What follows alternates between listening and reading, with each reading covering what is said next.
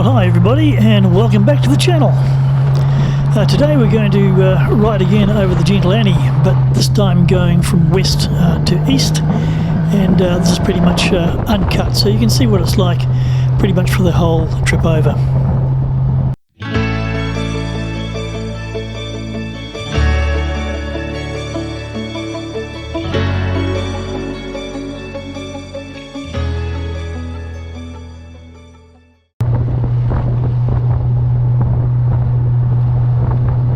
Now this is the gentlest part of the Gentle Annie.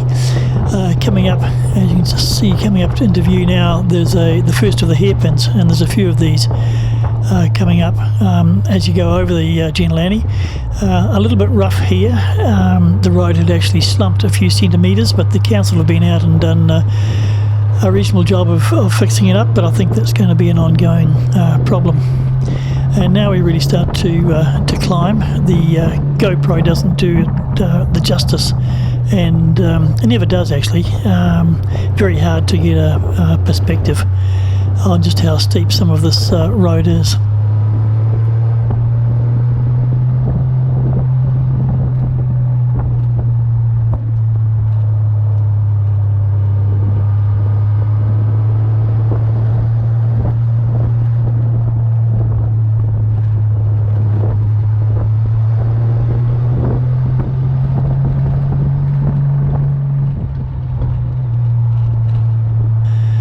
The road itself is good in the summer.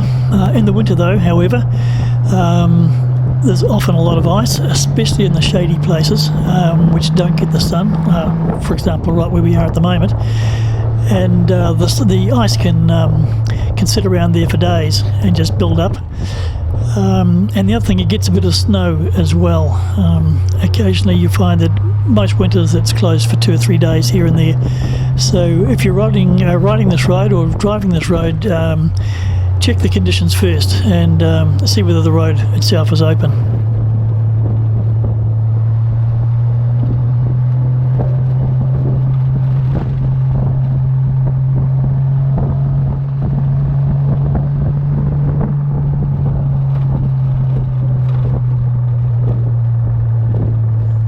Here we are, just coming up over the top now. The summit of the Gentle Annie is actually up to the right by another couple of 100 metres, but this is the highest part of the road as it goes through, almost a little saddle.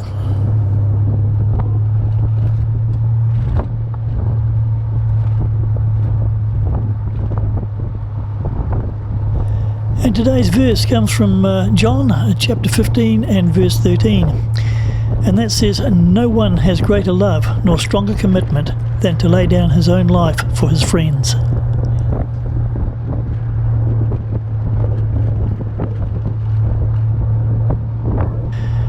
And now we're descending down into the Hawke's Bay side of the car wickers, and some beautiful views out through here. I take it reasonably sensibly. Riding through here, more interested in the views than tearing around the corners and that sort of thing. The other thing with that too is just being a bit cautious. There's no guardrails here, so if you do miss it and go into space, you'll have a view, and a very good one, for a few seconds, and then it's probably a bit fatal at the bottom.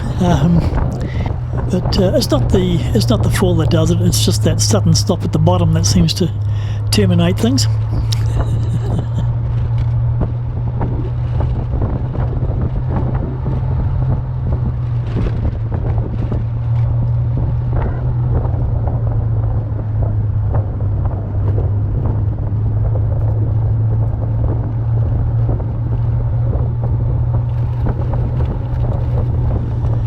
Now the other thing to check out too are some of these road signs.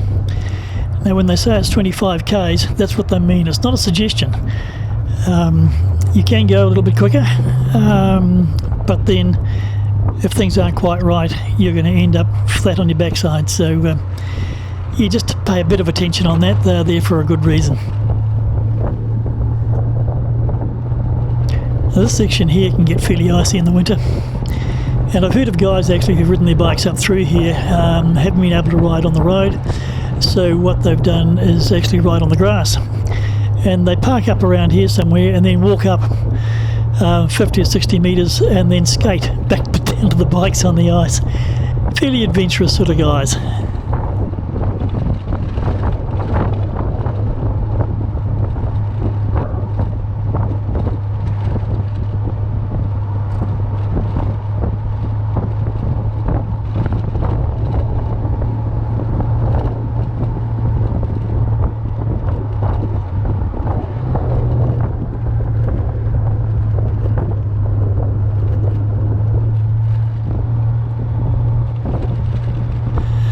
And there we are, we're just about down.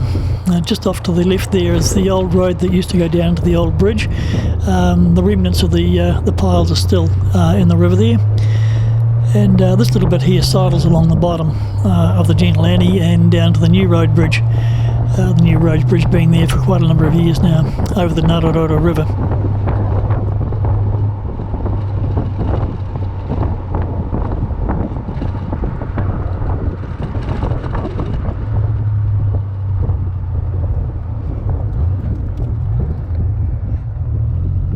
Now here's something that's interesting. If you have a look here on the right hand side where the road's broken up, that's not just through from traffic. There's actually a spring has come up underneath the tar seal there, and there's a few of those around, so it's not all just road traffic and poor maintenance. Some of these little acts of nature have destroyed the roads as well. So there we go, that's the Gentle Annie done. So I hope you enjoyed that. In the meantime, thanks for watching. Don't forget to ride free, and of course, God bless.